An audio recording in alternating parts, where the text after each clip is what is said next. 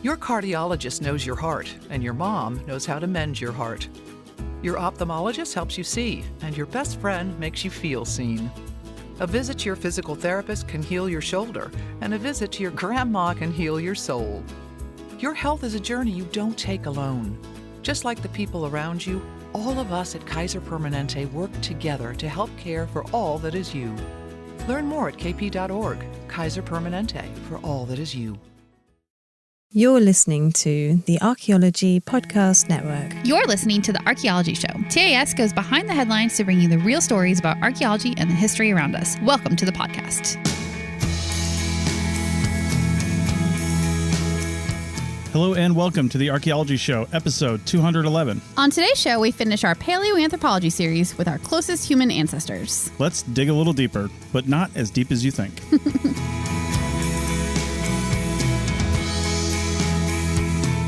Hey everybody, how's it going this week? By everybody, I mean you. Yeah, I'm like, who are you talking to? It's just me over here. If you're new to the podcast, this is the inane chatter portion of the show. the part where we talk about where we're at and what we're doing and what the weather's like. Yeah, we're not going to do that too much because we got kind of a big show, but we do. Yeah, we get comments like that on iTunes. I really appreciate the people who take the time out of their day to go to Apple and say, this podcast would be better if it wasn't for you guys. I know. I'm like, that is so fair. Just go find another podcast to listen to then, I guess. I suggest Zencaster as your recording method if you're going to do it. And let me make your own podcast. Yeah, so I can listen. Oh, yeah, definitely. Yeah, so do it better. Yeah. We're also arrogant. We know everything. And we don't care about your opinions. That was some fun feedback, right? It wasn't directed at us specifically, but like the entire network. I mean, it kind of was. Was it really to us? I don't know. We didn't say specifically. But. I mean, we really try hard not to be arrogant. I mean, I'm not even an academic. It's hard not to be arrogant when you know everything. Oh, wow. Yeah, see, guys, that's what I live with every day. That. Yeah, indeed. All right. So this is the fourth and final episode of our paleoanthropological series. Yes. About human evolution. Mm-hmm. And we're going to cover the genus Homo here. Now, this is a massive group. Yes. I mean, it's probably because it's more recent, geologically speaking. So there's more examples of this. I'm willing to bet there were other Australopithecines, other Paranthropus, other... older ones all the way back, right? Other ones we don't even have names for. Yeah.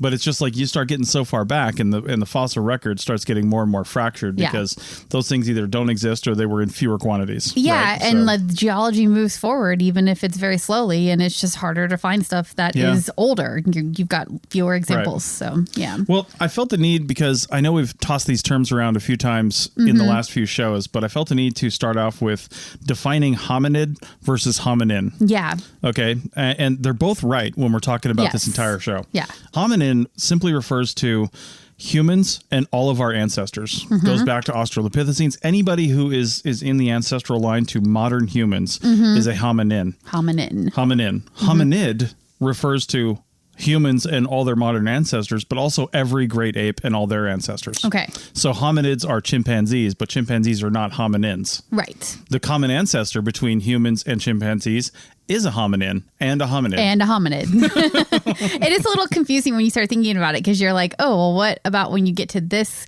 common ancestor between these two species? Like, But like Australopithecines are hominins, but not hominids. Right. Because they don't have any, as far as we know, modern great ape descendants, because it's not necessarily that we're the only thing that Australopithecines produced. Obviously, we think Paranthropus is a descendant of Australopithecine, and that died out. Yeah, true. So, there could be other lines as well that I really highly doubt evolved into other primates because we have pretty good histories of the other primates that are known today. Right. So that's the definition. So we're hominins and we're hominids. Like you said, it could be something that died out, though, just like Paranthropus. So, yeah. Right.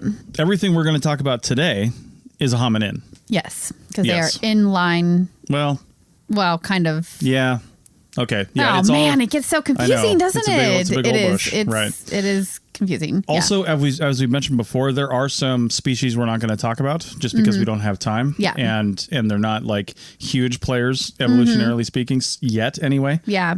And just know that we're not going to cover everything. This is not an exhaustive research on this topic. It's a high level overview, as we mentioned before. Yeah. regarding the genus Homo. We're doing our best here for sure to cover as much as we can, but the Homo is just a gigantic category, and we're going to cover 6 different examples from oldest to newest, the next 3 segments, but there is more, and there's lots of debates, and we'll touch on some of them about which goes in which category and which should be split off to their own category and all that kind of stuff too. This is an evolving field that Wow. that we're just doing our best to do an overview on. So right. Yeah. All right. Well, let's dig into this now. Oh, I mean, so you have to. bad. It's like the easiest joke to make. It is. It is. Yeah. Anyway, the first one we're going to talk about here is Homo habilis, the now poorly named Homo habilis. Right. 2.4 million to 1.4 million years ago, found in eastern and southern Africa. And they were first the first one was identified in 1964 in Olduvai Gorge in Tanzania, of course, by our favorite first family of paleoanthropology, the Leakeys. Yep. Now, the type specimen was actually found by Jonathan Leakey and was nicknamed Johnny's Child. And that name stuck until Lewis and his team, did more studies on it and decided it was an entirely new species and gave it a new name. This one was found with what became known as Olawan tools. We've talked about those before. Actually, you wouldn't have heard this. We talked about it in a bonus segment off the last episode. So if you're a member, go to your member pages and you can hear the bonus segment. If you're not a member, archpodnet.com/members, and you can join us and then hear our bonus segments. Yeah.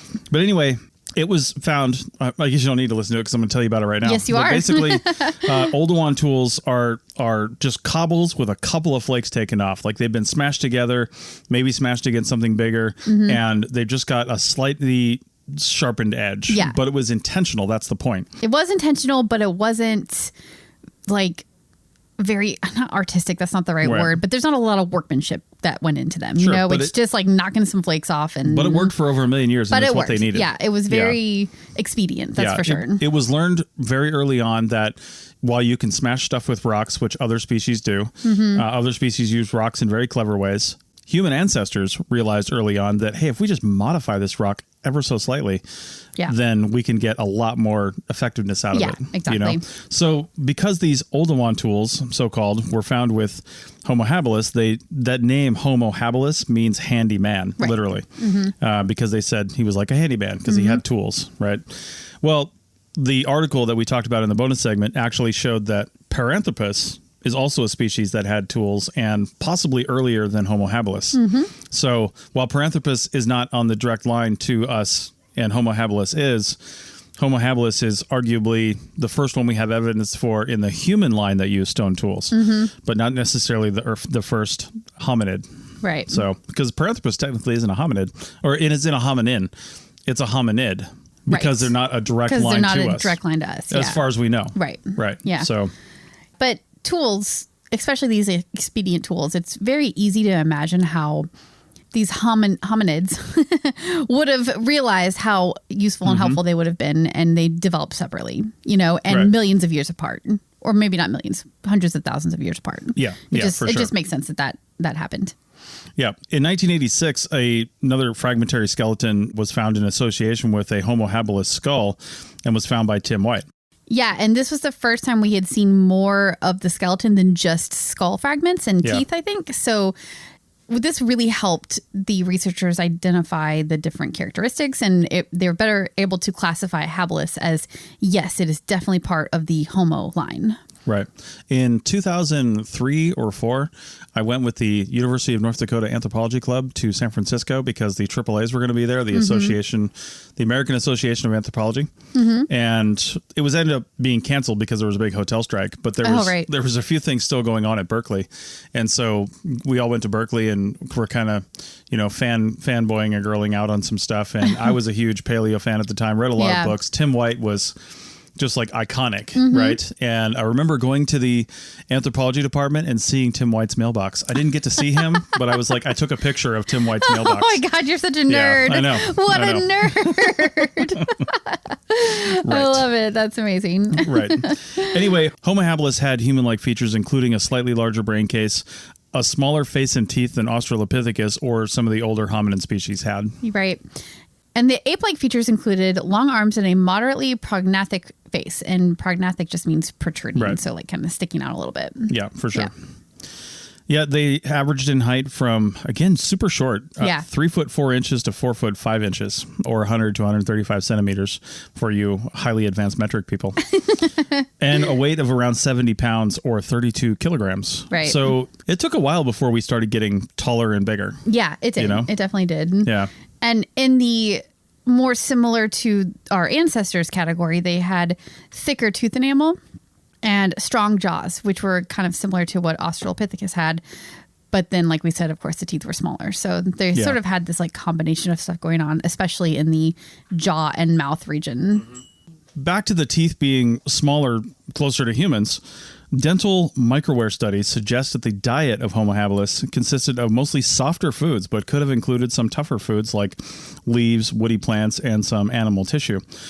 And that just makes sense because, as you see from the species coming down the line, they were having that smaller sagittal crest, which would have meant smaller muscles leading up the side of your head that actually control your jaw. I mean, we still have muscles that go up the side of our head. We just don't have a big crest to attach them to. Right. Because, we eat cheese and stuff. Yeah. So, yeah. And when we cook our meat, it softens and becomes tender. Yeah. And that's what we do. So not that these guys were cooking their food, but they were just opening their diets up to more opportunities, I guess. And that was almost guaranteed to be environmentally driven. It's just like the food they had available to them, and that's what they were doing. So they're people who were able to eat those foods were more successful reproductively. Yeah, definitely. That's why it keeps going. Yep. So as always in paleoanthropology, Homo habilis' place in the evolutionary line is under constant debate. Right, they all are. As they always are and have been. There's some agreement here, but over the years, there's been a lot of arguments about where they fit and what their place is. And like for a long time in the 90s, it was proposed that they be moved into the Australopithecine line. Yeah. Now that has been rejected for the most part now, and everybody accepts that they're part of the Homo line. There are some that say that it's not directly in the human evolutionary line. So I think there's just still some questions out there about where they fit exactly. I mean, aside from, like I said, the teeth and some of the other stuff, it is still Australopithecus-like, in size and things like that. It's just how much, is it another flavor of Australopithecine or is it truly Homo? Yeah. And if we had a paleoanthropologist or a paleoanthropology podcast, which I'll say again, I really want, then we would know exactly what traits we think make it Homo. My guess is, just from what I know of these things, is it's the teeth and the brain. Yeah. The bigger brain, the smaller teeth are starting to get more Homo-like. But do you make an intermediate species? This is where you come into like lumpers and splitters. Yeah. We're lumping them into Homo rather than splitting them into a separate species. Right. It's really complicated because like we're pretty sure now that Paranthropus split off of Australopithecine, right? Australopithecus and went that direction, right? So it's possible that Homo habilis is another one that split off of Australopithecus and isn't actually in our direct line. Right. But without any other species stepping up and taking that intermediate spot right now, we just don't really know. And we don't have good evidence one way or another. Right. I think we clearly do share a common ancestor somewhere. It's just like, where is that ancestor at? Right. I guess, where is that split at?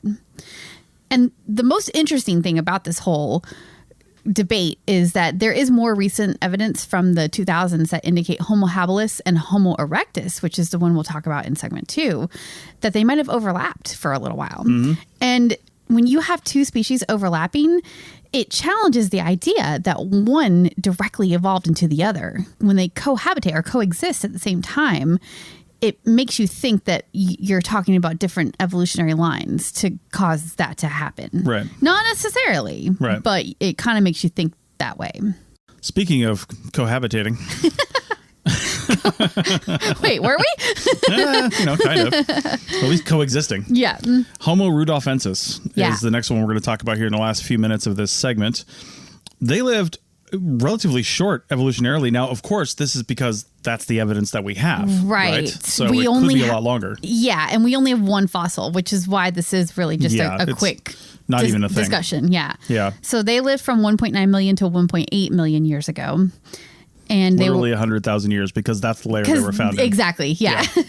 And they were in Eastern Africa, Northern Kenya, and possibly Northern Tanzania and Malawi. And I think they're only expanding it to that broad because probably for geographic reasons and where they might have been based on where they were found, you know? Yeah. And even though there was only one fossil found, one piece of this thing, it took them a while to actually name this as a new species. Yeah. It was discovered in 1972, but not named as a new species until 1986. And the reason it's called Rudolfensis, it was found at Kubifora in the Lake Turkana Basin of Kenya, and Lake Turkana was formerly called Lake Rudolph. Right. Right. So Kubifora, there's a Kubifora Field School every year run by Meave Leakey. Yeah. It's a big Richard site, Leakey's right? daughter. Yeah. And it's a massive, just like wealth of information. They're pulling stuff out of there all the time. Yeah. So they originally thought it was Homo habilis, but it has a larger brain case, a longer face, and larger molars and premolars, so they kind of pulled it out of the Homo habilis line. Right. Because the Homo habilis has smaller of all those things. Yeah, they were just like, this is different. This is too different. We need to put this Right. into its own separate category.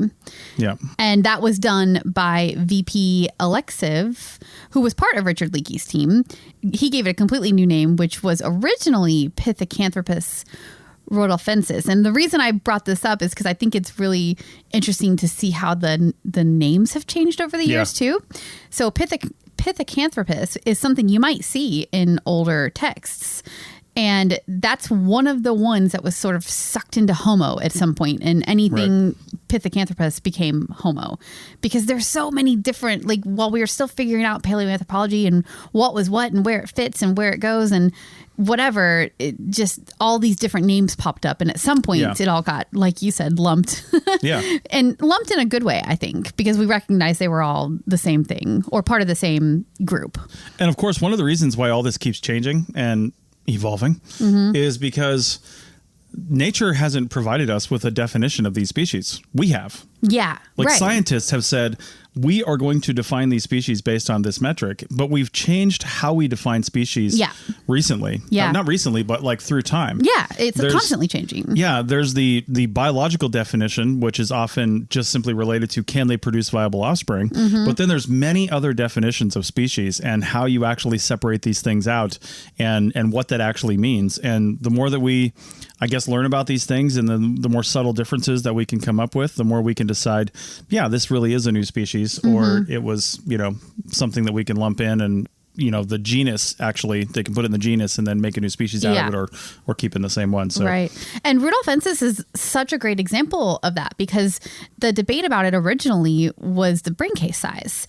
It's 750 cubic centimeters, and that is outside the largest size of Homo habilis brain case sizes. Sorry, that was a very confusing way to put that. But basically, their head space is a lot bigger than any other example of Homo habilis. So it was like, okay, this is just too big and too different. And we're now making this brain case cutoff point less than the 750 that guy was coming in at. And so that's how that break happened. All right. Well, with so few fossils, the debate's going to continue until we find more. And that's really the case with a lot of different things. It will, yeah. So, all right. Well, that was a long segment. We're going to end that, come back on the other side and talk about Homo erectus. Imagine this. It's 10 o'clock and time to go to bed. Scary, right? It might be, especially if you fear the chance of an accidental leakage and skin irritation. Well, if that's the case, you need to try Tena Sensitive Care Overnight Pads. Its skin comfort formula acts as a barrier to help protect your skin and provides triple protection against leaks, odor, and wetness, helping you feel secure throughout the night. With Tena Overnight Pads, your nights will be smoother and your days brighter. Try them now and have a smooth night. Your cardiologist knows your heart, and your mom knows how to mend your heart. Your ophthalmologist helps you see, and your best friend makes you feel seen. A visit to your physical therapist can heal your shoulder, and a visit to your grandma can heal your soul. Your health is a journey you don't take alone. Just like the people around you, all of us at Kaiser Permanente work together to help care for all that is you. Learn more at kp.org. Kaiser Permanente, for all that is you. Welcome back to the Archaeology Show, episode 211, and this is our fourth series in our mini-series about paleoanthropology. Fourth episode. I was doing it the Series, British episode, way. Whatever. I was doing it the British way. I see. Okay, yeah, sure. So, anyway, that's not even the British way. That's completely wrong. Anyway. Everything you say is wrong. I know. So we're going to talk about now a species that was just like super had a lot of longevity in the human evolutionary line.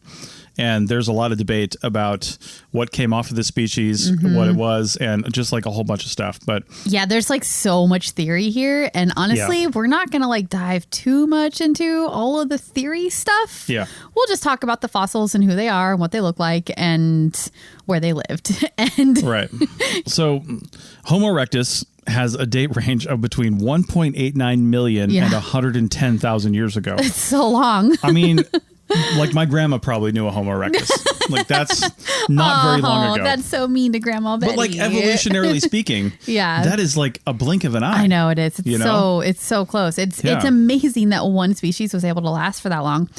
And that's probably why there's so much debate between the people that want to split out the different species and call them something different, because it's like such a long time. But it just makes me wonder if like 110,000 years, it makes me wonder if one of them's like lying in a peat bog somewhere and we could actually get some DNA. Oh my God, right? Wouldn't that be amazing? I don't think that's even possible because there's been ice ages over those peat bogs since then. Yeah. But even so. Well, you know what? It might be possible because some of the species that we're going to talk about in the next segment, we don't need to get into it yet, but they have mitochondrial DNA that they've pulled out. So maybe. For sure. Well, anyway, the other amazing thing about Homo erectus is the geographic spread. Yeah. They're found in northern, eastern, and southern Africa, Western Asia, including Dmanisi and the Republic of Georgia, and then East Asia in China and Indonesia. Right. So like that's basically all of Africa and all of like the southern Asian subcontinent area. It's crazy. It's huge. Yeah. You might hear different things about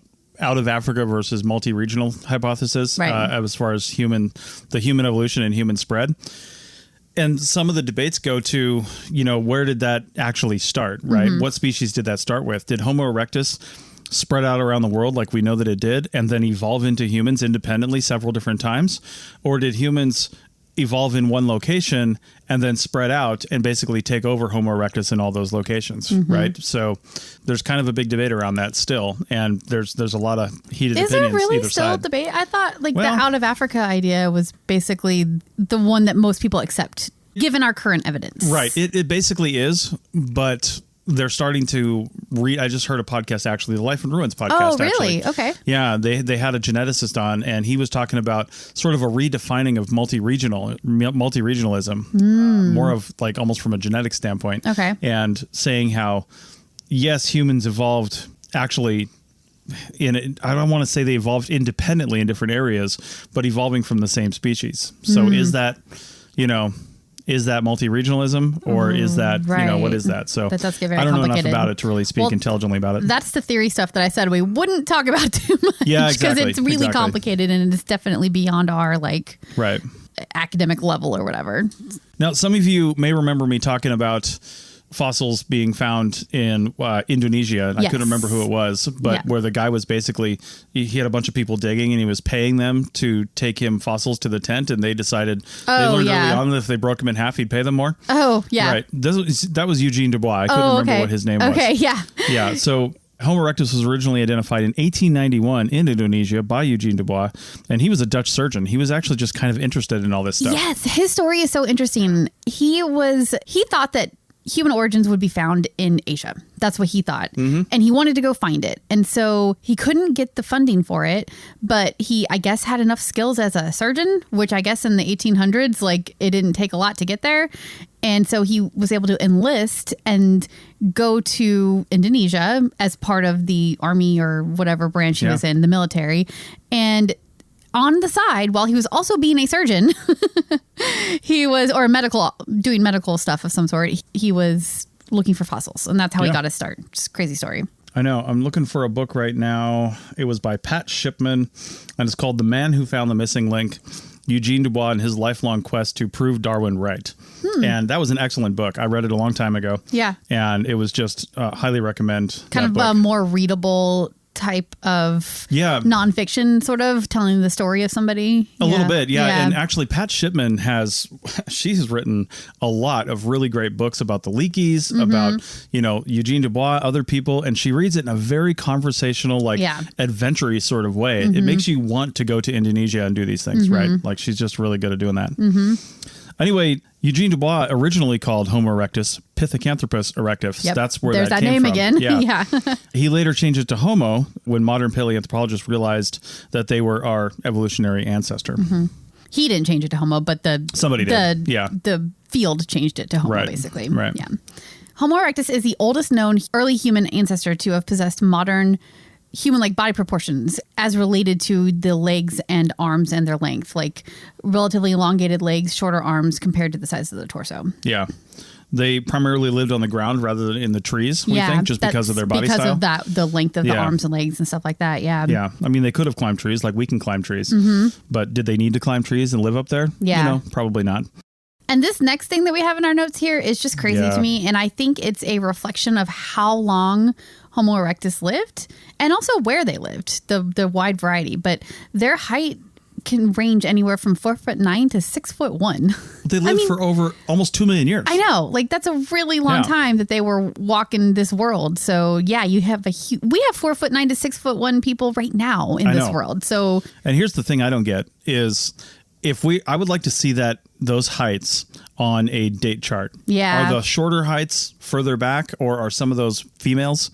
Yes. I mean, like, we would need to sex them if we can. Yeah. And then place them on a date timeline, because all the early hominin species were shorter back in the day, right? When you go like 1.5 million and back, they were all shorter in that under 5 foot range, and some in the under 4 foot range when you get back to like 2 million years. So it would be weird to me if Homo erectus basically just got taller over 2 million years, but didn't really change much else enough to be called a different species. Yeah. Right. And similarly, the weight is also a pretty big range of 88 to 150 pounds. Yeah. Which, again, I mean, that probably does account for people today, though, that range. 88's a little small, but, Yeah, when they started getting bigger, they obviously needed more energy to survive. And like a lot of your big animals out there, they're not all vegetarians. Yep. If they are, they have to literally eat all day long. Like, Brontosaurus or something like that was just like eating leaves pretty much continuously because they were so gigantic. Yep. But if you don't want to eat literally every second of your day and you want to do some other stuff, you can eat stuff like meat, which is a higher calorie intake and is easier to digest. Yep. And became a staple in their diet because it was just, it was just more efficient. For them. It was just a more efficient food source, basically. Yeah. They could eat less and... Yeah, the nutrients were absorbed faster and they had shorter digestive tracts than their ancestors, which is likely a result of an evolutionary result of doing this behavior. So, yeah. So if they're eating meat and that becomes their primary food source, well, you've got to find a way of getting that meat, right? So they needed tools. And we definitely know that Homo erectus had tools. They participated in a stone tool tradition called the Acheulean tradition. And we have many, many, many examples of these tools in association with Homo erectus fossils. Yeah, the Acheulean hand axe is a very broad category of tools that includes multi-purpose bifacial tools, we'll talk about that in a minute, that could have been used as picks, knives, and cleavers. They would have been used in hunting and preparing large game to eat. Now, the Acheulean hand axe is something you may have seen. And in fact, if you go to arcpodnet.com/shop, you can be taken to our TeePublic store. And one of our early logos that we had designed, not logo, but one of our early designs is actually an Acheulean hand axe. And you can get it on a number of things. But is that the one that's kind of on the side? Yeah. But it's a large, like leaf-shaped object, probably about the size of your hand. It is flaked on both sides. That's what bifacial means. Both faces were flaked, so they had flakes taken off. And this thing was legitimately shaped through cultural transmission of knowledge to produce this predictable shape for a really long time. Yeah, unlike the Oldowan tools that were kind of expedient and might have even happened by accident a little bit, and then they took advantage of it. These are so intentional, and they almost have artistry to them, and they're shaping them, and they're purposely making certain shapes to do certain tasks and things like that. Right. Now, we also have evidence of some hearths or fire pits associated with Homo erectus.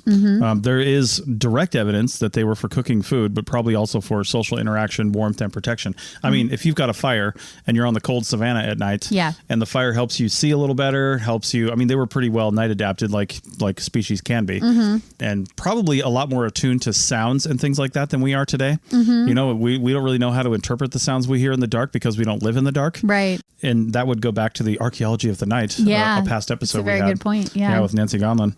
Anyway, there's a lot of things that we're just no longer adapted to do at night, whereas species that just lived outside their whole lives and didn't know what inside meant and didn't know what fire meant necessarily, they would still not have lost that. But fires are still pretty cozy. Yeah. You know, did you keep you warm? They lived on the savannah. It got cold at night. It would keep big animals away, potentially, scare them away. So it was probably, you know, a lot of reasons that they would huddle around a fire at night. I know. And I think they always talk about like cooking food and things like that as being, you know, hallmarks of advancement. But when they stopped being afraid of fire and started harnessing it, not necessarily making fire, they probably took advantage of like lightning strikes and other things, and then maybe even kind of kept that fire going once they realized what was, you know, trying to put two and two together, and maybe just kept it going all the time because they didn't know how to start one, and they didn't know when the next fire was going to be created. So, you know, that's huge. I think that's just massive. Yeah, it definitely is. Yeah. Another thing that we have evidence for is that Homo erectus probably cared for their old and their sick.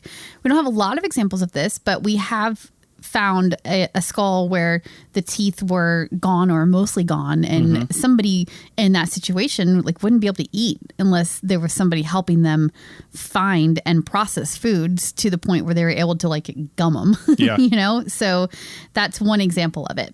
Don't we have evidence of like healed bone fractures too? Which is not necessarily in you know, meaning somebody cared for you. You can break your arm and still go about your day-to-day business. Right, true. You know, but they didn't abandon the person probably.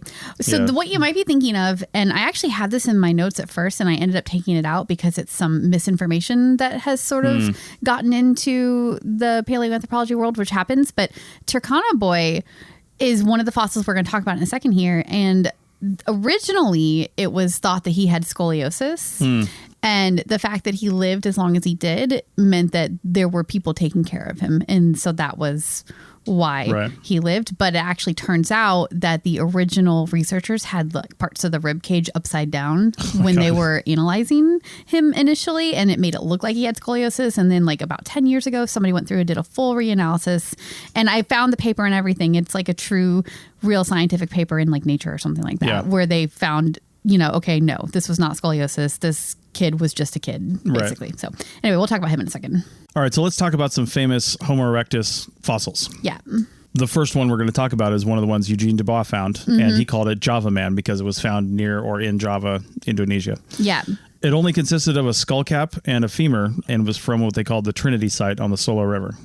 Again, he called it Pithecanthropus erectus, or upright ape man. That's what that means. The erectus is upright, and Pithecanthropus is ape man, Pithica, or Pithic, I guess, and then anthropus, ape man. But he had no luck convincing the scientific community to accept his idea. Yeah. I mean, he wasn't really credentialed. Not that you would have been in paleoanthropology in the 1890s. But he wasn't like an academic or anything. And I think he sort of... Well, not in this field anyway. Yeah, no. So he really struggled with that. Yeah. And interestingly, there are actually many other early examples from this area that are also called Java Man, different variations on it. But Java Man kind of seems to be like a name that a lot of people used for fossils found in Indonesia. So you might see that term referring to other fossils too. And in another example of really well thought out naming methods, Peking Man was found in, wait for it, Peking, China. Yeah. And was found in 1927 by Davidson Black. Yeah. He actually called this fossil because, again, the whole lumper splitter debate. Yes. These people all wanted to have their own fossils, right? Yeah. This is another example of one that just got pulled into the Homo species at some point. Exactly. But he called his fossil Sinanthropus pekinensis, and pekinensis for Peking, which was renamed in the 50s when it was recognized that all the Asian and African fossils were the same species. Yeah. Yeah, that's when that grouping happened. I don't know if one person just started analyzing all these fossils, realizing, wait a minute, this one's the same, this one's the same, this one's the same, this one's the same. But in the 50s is when they sort of all got lumped together. Right. So Turkana boy, which we mentioned earlier. Geez, where could Turkana boy have been found? Man. Yeah, I know. Big questions here. Yeah.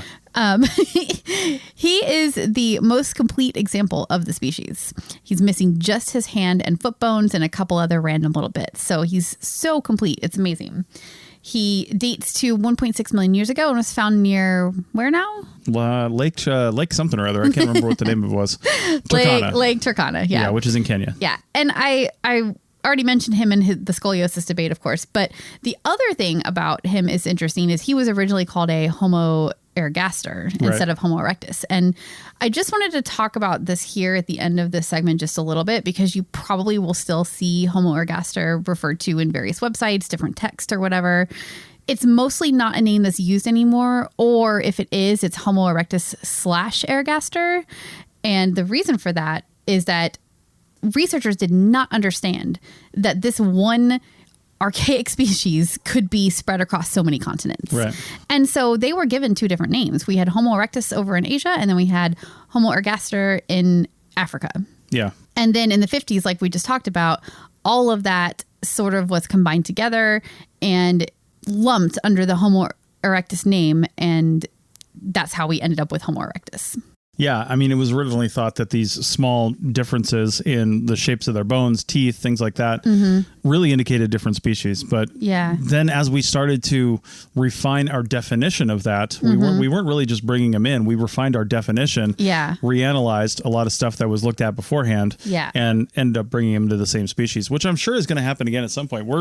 Through time, we're more than likely going to lose some of these species names that we know and love. Yeah. And they're going to get sucked into, single species names or just a few, right? Yeah. Because as we redefine what that means, we'll start having better criteria for that. Yeah, for sure. And Homo erectus is being one of the oldest ones that was identified, back in the 1800s was the first example of it. It just has a long history of different people in different parts of the world finding fossils, wanting to lay claim to it, giving them different names. And then that's how you ended up with these two lines that were essentially the same thing under two different names. So it just makes sense that it was all brought together under one name. It's crazy that they're all the same thing, but that's what the science is telling us right now anyway, from the information that we have at this moment.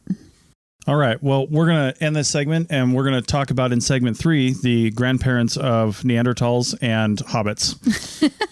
Hobbits, not grandparents of hobbits, just hobbits. Just hobbits. Yeah. Back in a minute. What makes our communities special is the way people rally together to help each other during a crisis. And today, what more and more neighbors are fighting against is hunger. Too many of our fellow Georgians are struggling to put food on the table. That's why the Atlanta Community Food Bank unites 29 North Georgia counties to fight hunger. Please give what you can at acfb.org and help a neighbor in need today. Your cardiologist knows your heart, and your mom knows how to mend your heart. Your ophthalmologist helps you see, and your best friend makes you feel seen. A visit to your physical therapist can heal your shoulder, and a visit to your grandma can heal your soul. Your health is a journey you don't take alone. Just like the people around you, all of us at Kaiser Permanente work together to help care for all that is you. Learn more at kp.org. Kaiser Permanente, for all that is you. Welcome back to the Archaeology Show, episode 211, and we are now talking about Homo heidelbergensis and Homo floresiensis. Yep, the last two. Not the last two. The last two we're going to talk about in this series. Yeah. You might be thinking this isn't where, our line ends, but that's because we have a whole other set of episodes about Neanderthals and Denisovans and that whole thing. So we'll link to those in our show notes. Yeah, for sure. Homo heidelbergensis, again, well named. You can figure out where that comes from. Honestly, I was getting so annoyed at that name every time I was taking my notes here, because I'm like, man, why did they have to pick such a long name? Erectus, so easy. But anyway, a lot of stuff found in Germany. Yeah. They date to about 700,000 to 200,000 years ago. Found in Europe. And then they were actually found in Europe first. That's where the name comes from. Yeah. And then also identified in Eastern and Southern Africa and possibly Asia in China. Mm-hmm. Yeah, they were first discovered in 1908 near where? You guessed it, Heidelberg, Germany. My mom was discovered in Heidelberg, Germany. Oh, is that where she was born? Really? Yeah. Oh, on the base there, right? Yeah, my grandpa was in the military in the 50s. Yeah. Yep. German scientist Otto Schoentensack.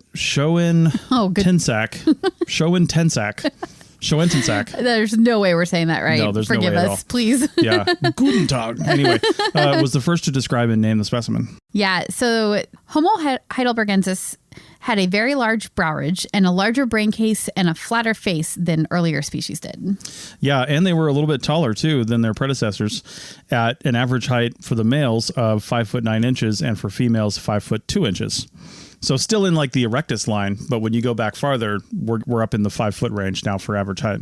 The average weight of the males was about 136 pounds, so still pretty skinny, and females were 112 pounds. Yeah, on the smaller side for sure. Yeah. So they were the first to live in colder climates. And because they had these sort of shorter, wide-ish bodies, that would have been better at conserving heat, which might have been an adaptation to the colder climate. Right. They had control of fire. We have pretty good evidence of that.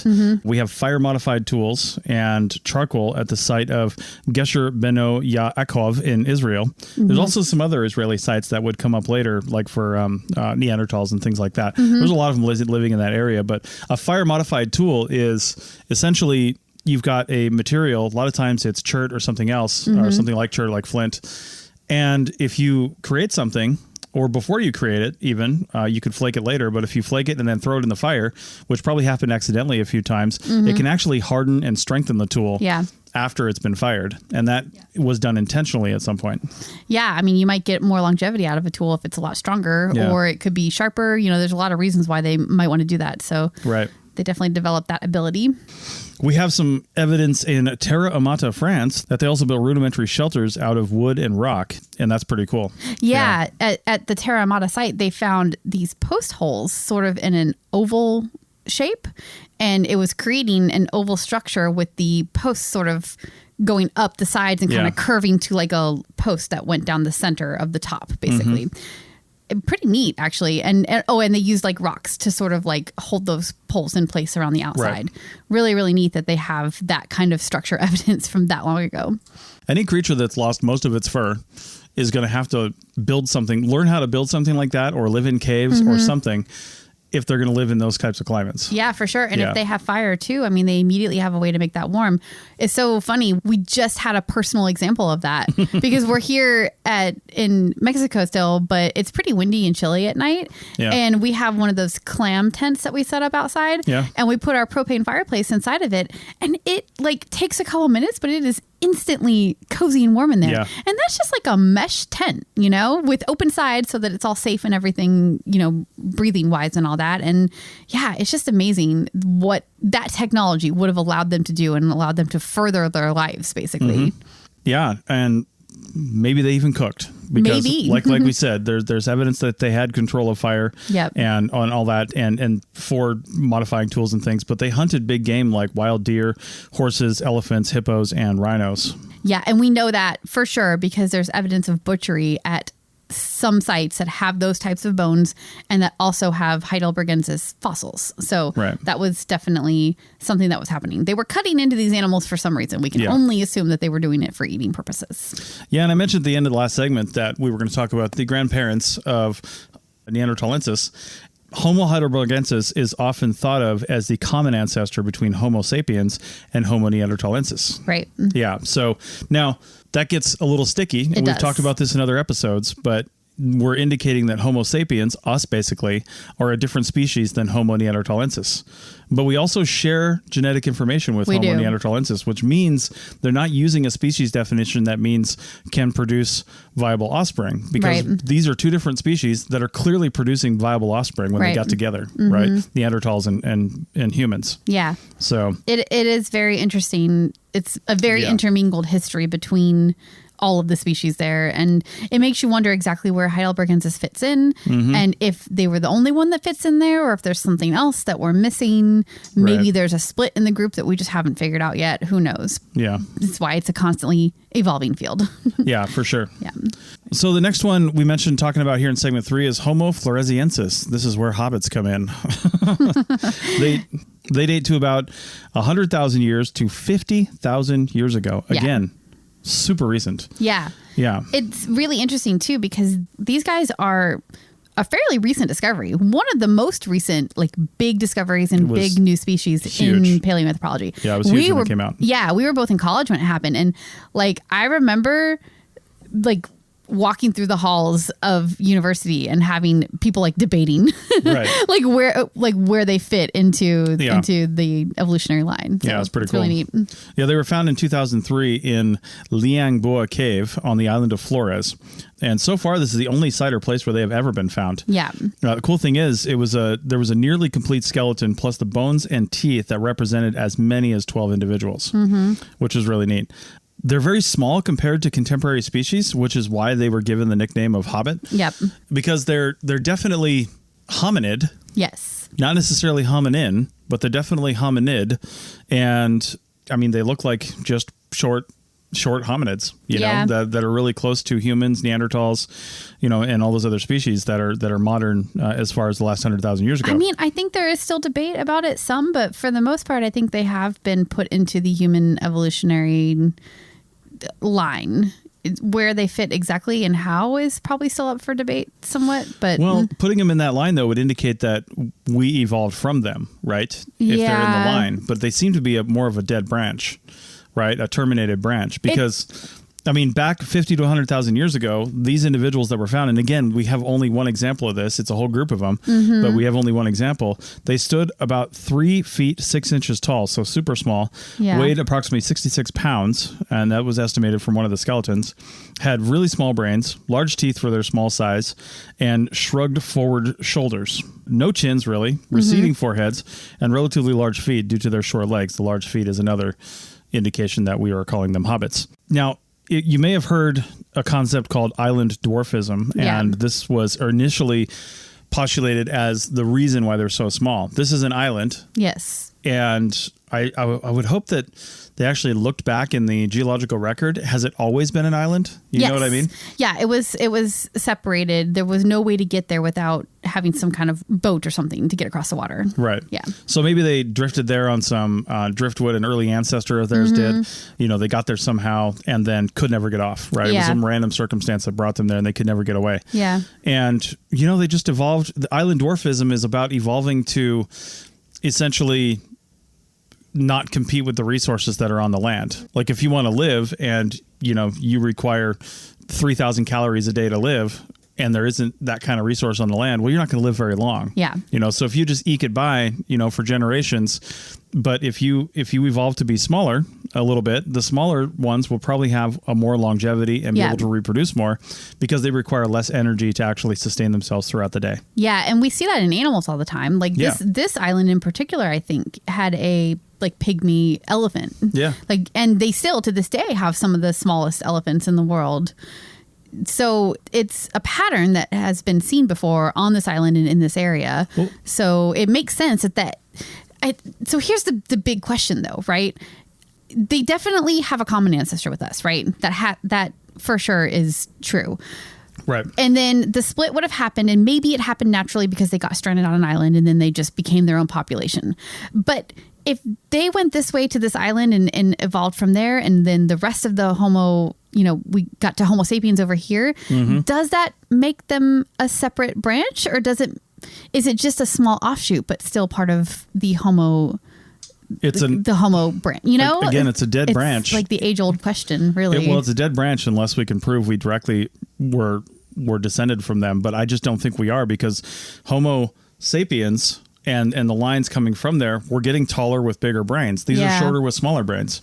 Yeah. So they went the wrong direction, and there wouldn't have been enough time between now and 50 to 100,000 years ago for us to develop from them or share genetic information from them. Yes, not physically. Like they were on their island and they were isolated there. They did not come back and contribute to the ongoing evolution. But before they got to the island. But before they got to the island, well, before they got to the island, they could have been Homo erectus. Like, do the changes that happened to them after they got to the island, is it enough to make them a separate branch, or can we still consider them part of our evolutionary line? It's so complicated. I think what it boils down to is when they got to the island, they could have been Homo heidelbergensis, they could have been Homo erectus, right? They could have been either one of those, assuming they were both found in that area. Or something else entirely, too. Or something else entirely. Yeah. Right? but more than likely one of those two, right? If they were found in that area historically. And then they just evolved to be something else and then died out. Yeah. Same thing with Neanderthals. Yeah. Now, there's a lot of people that think that Neanderthals died out, right? That was the original theory because there's no more. So ...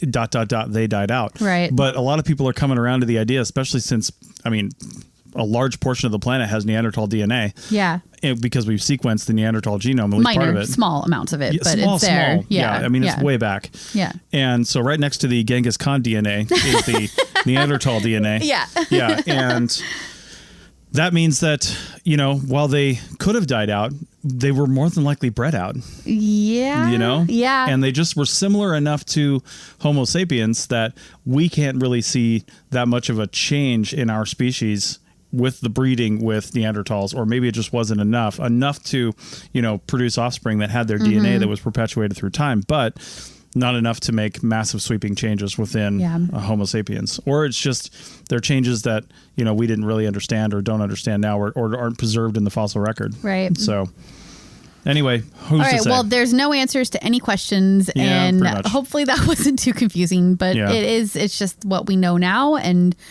scientists do the best they can with the information that they have in the current moment. Yeah, for sure. Now, we've mentioned Neanderthals and Denisovans a couple times in this episode, and we're not going to cover them because we did do that last year. We'll link to the episode in the show notes. Yeah. But we have, I think it was like a 1 or 2 episode little deep dive into those guys. So we have covered that before, and you can head on over to that episode to finish out this little conversation. For members, you can go over to arcpodnet.com/members if you're not a member, but go over to archaeologypodcastnetwork.com, click on your member pages, and then click on the early downloads page, because we're putting bonus content segments along with the episode in your early downloads page.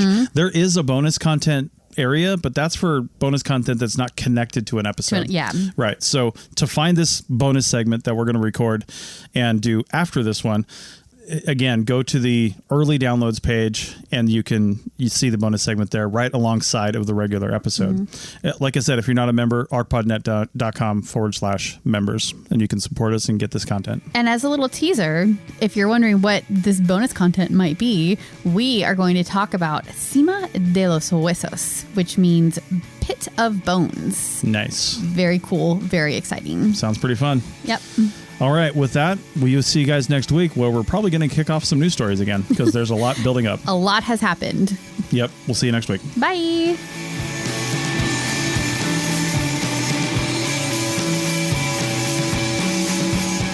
Thanks for listening to The Archaeology Show. Feel free to comment and view the show notes on the website at www.arcpodnet.com. Find us on Facebook, Instagram, and Twitter at ArcPodNet.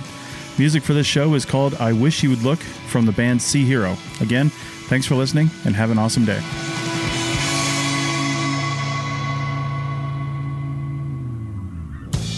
This episode was produced by Chris Webster from his RV traveling the United States, Tristan Boyle in Scotland, DigTech LLC, Cultural Media, and the Archaeology Podcast Network, and was edited by Chris Webster. This has been a presentation of the Archaeology Podcast Network. Visit us on the web for show notes and other podcasts at www.arcpodnet.com. Contact us at chris@archaeologypodcastnetwork.com.